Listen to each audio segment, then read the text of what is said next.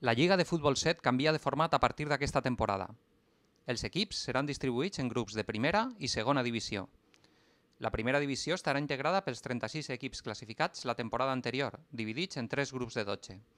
Per confirmar la seva plaça, caldrà que estos equips inscriguen un mínim de 4 jugadors que formaren part de la plantilla la temporada anterior.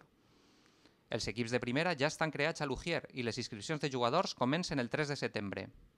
En primera instància, estos equips només estaran oberts a la inclusió de jugadors que formaren part de la plantilla la temporada anterior. Una vegada completen l'equip amb 4 jugadors veterans, aquest passarà automàticament a admetre nous jugadors. Pel que respecta a la segona divisió, els equips de nova creació integraran aquests grups. Podeu crear equips nous a l'Ujier a partir del 3 de setembre.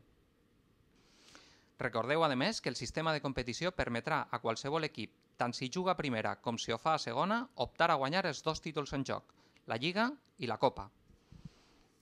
A primera divisió es crearan 3 grups de 12 equips cadascun. A segona divisió, sempre en funció dels inscrits, es faran 2 grups de 12 equips. Els 8 millors de cada grup de primera i els 4 millors de cada grup de segona seran els 32 equips que lluitaran pel títol de Lliga.